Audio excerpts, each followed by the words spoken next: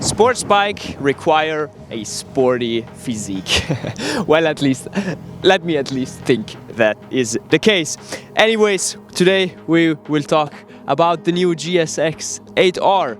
We already know the 8S, its sister, and the platform it is based on. They are very similar bikes. However, this one does have a few differences compared to the 8S.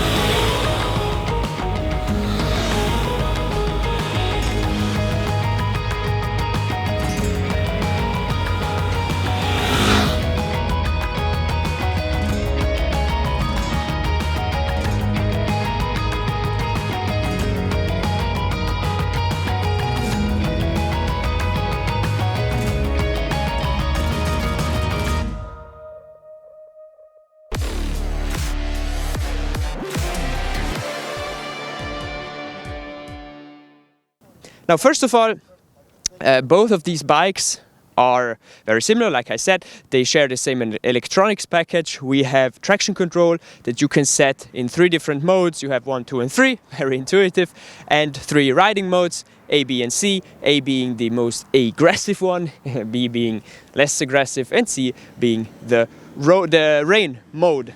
Then we have these beautiful fairings in this very nice blue. I really like this blue.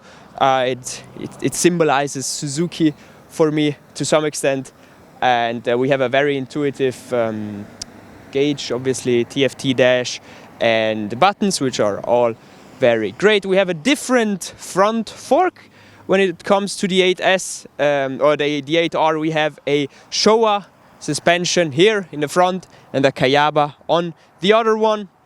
This bike obviously has a more sporty riding position, however it is not like the 600 Super Sports. It is a modern sport bike, so an 800cc inline twin with a 270-degree crank and a riding position that is very, very, very accessible. So no real pressure on your arms. You can definitely go and tour on this bike however much you want without suffering too much. I have to say, it is a bit more aggressive than the 8S. I personally prefer the riding position of the 8S if I wanted to go on a long tour or on multiple long tours.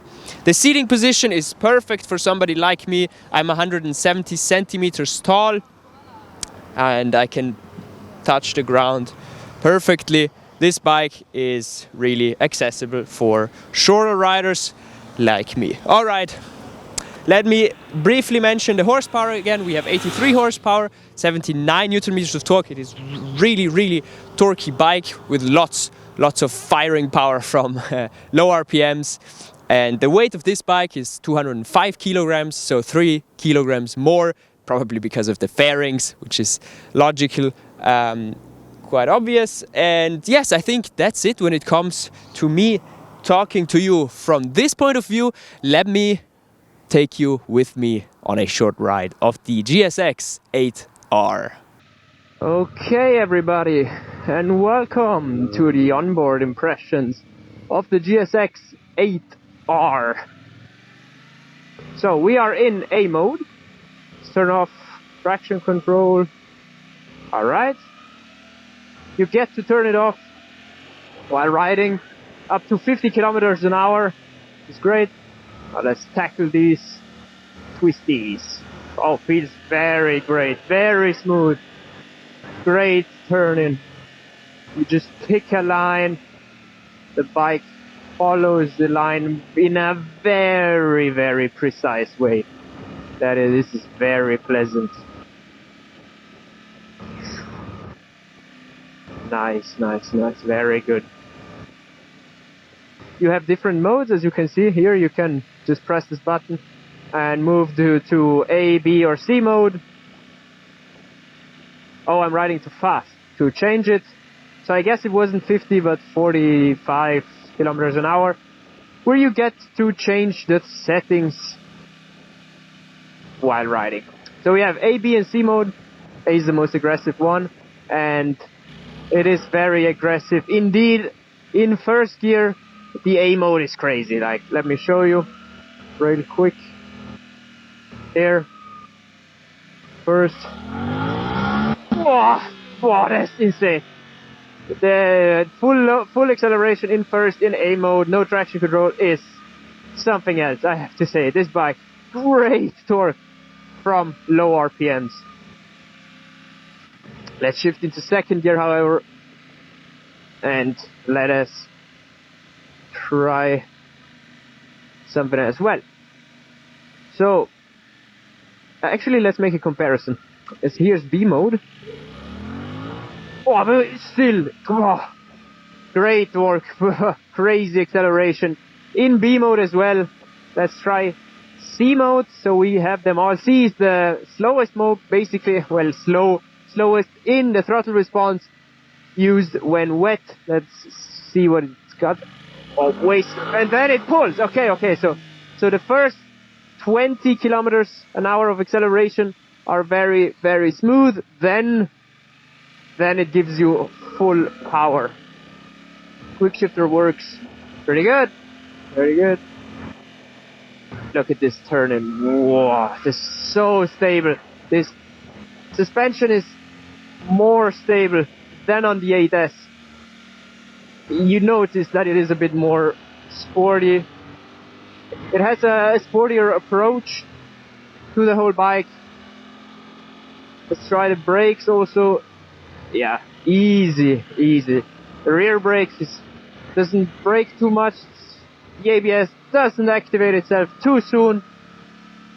Pretty good, I have to say. Then the front brake, yeah, you need one. Yeah, one finger is enough. One finger, and it doesn't bring you to a stoppie, which is good. It brakes very progressively. Very great dosage. And what else is there to say? Wind protection is definitely better, but as you have your hand in a pretty high position when compared to old school 600cc super sports, the wind protection, the wind still hits me in the face, but I can tuck in a bit at least my feet. I cannot move into a sporty position, so I can't really hide myself completely under the fairings, but I still can.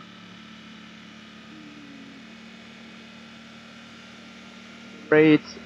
Easy. These turns are so easy. You pick a line and then you just follow through. The bike follows through. Careful. Yeah, I guess that's it. Overall, it feels more stable than the 8S, but that doesn't mean the 8S does not offer any stability. So, yeah, overall, pretty good. So, those were my impressions of the 8R, my riding impressions. I'd say we don't waste any more time and directly swap over to the 8S. I'll give you a few riding impressions with this bike as well, and then we can come to a conclusion of this video. Come with me. Alright, let's get on with the riding impressions of the GSX-8S, the naked version of the GSX-8R. Okay, so right now I'm riding in A mode, which is the most aggressive one, with traction control on 1. However, you can set the traction control while riding, as long as you're not riding too fast. See, when I'm riding faster, I don't get to modify it anymore. Suzuki doesn't let me. How does the bike feel? The bike feels great. The visibility in the mirrors is great. The throttle response is really aggressive in A mode. With traction control off in first gear, giving full gas, you can feel the front getting light at first, and then the front wheel lifting itself up into the air. In B modes, that obviously doesn't happen, and in C mode, even less. So, we have a quick shifter as standard on this bike, which is really, really smooth. And in general, the suspension feels very, very good. The suspension is not adjustable in the front. Only the preload is adjustable in the rear, on the shock, so to say. But I have to say, it works fine. It works really, really fine. At least for my needs. I'm not very heavy, so the suspension really does not need to be changed or set up properly or anything in that regard. Let me show you the acceleration in first gear in B mode. So this is full throttle, is still pretty fast, pretty fast. However, the front does not lift itself. Well, let's try it again in C mode. It gets going way later, okay? It gets going way later, so you really are very, very safe in C mode. Now, let's move back to A mode, as we are turning left right here in front of us, and then I can give you a few more impressions on how it behaves in the twisties, as this is where the twisties begin. Alright, this is free, let's go.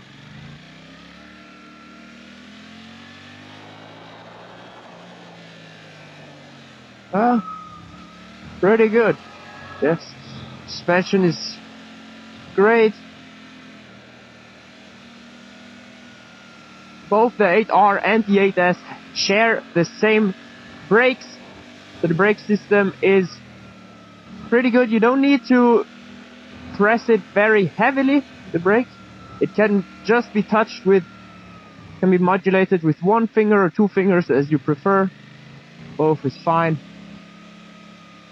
And let's see, two more twisties. Yeah, you draw a line in your head, the bike follows the line exactly. It's really easy, and you feel very safe. I never once feel any moment where I could put myself in danger. Like I said, the brakes are very good, so if you accelerate a bit too much, then you can just use your brakes. Effectively, the rear brake is easily modulatable as well. Press it a bit, you touch it slightly, and it slightly brakes. And with more pressure, obviously, it starts braking more. And then the ABS activates itself. The ABS does not activate itself too soon, in my opinion. It is just about right. Okay, let's try to surpass here. They're obviously in the middle of the lane. Cyclists, please. I might use this chance.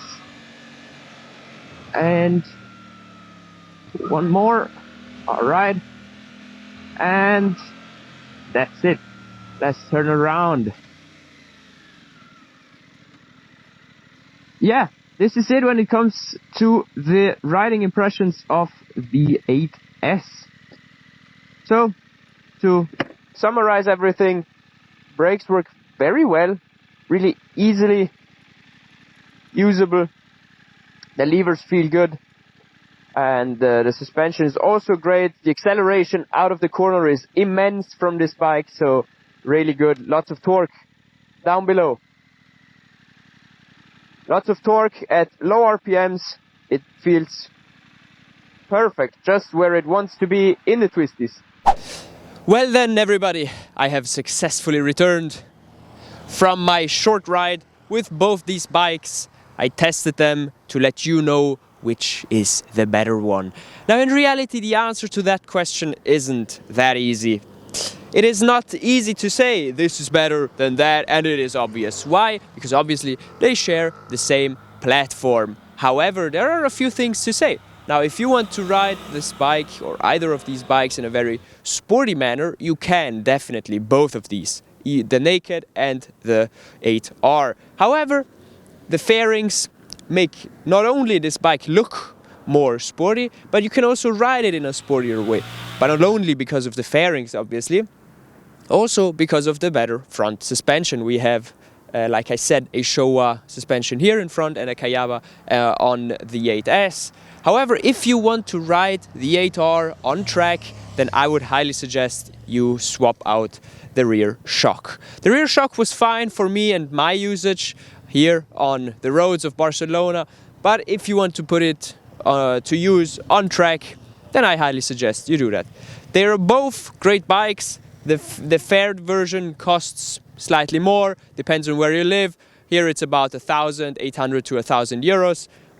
Anyways, the seating position is also fine on both of these. It's not like this is a radical super sports bike, not like the old 600s were. The choice is really yours. Decide depending on whether you want to bring these bikes onto the track or not. Decide on which one you prefer from an aesthetic point of view, and then I highly suggest you buy the one you prefer. You can't really pick the wrong one. That being said, thank you very much for watching. I hope you enjoyed it. Leave us a like if you did, and I will see you in the next one. Goodbye.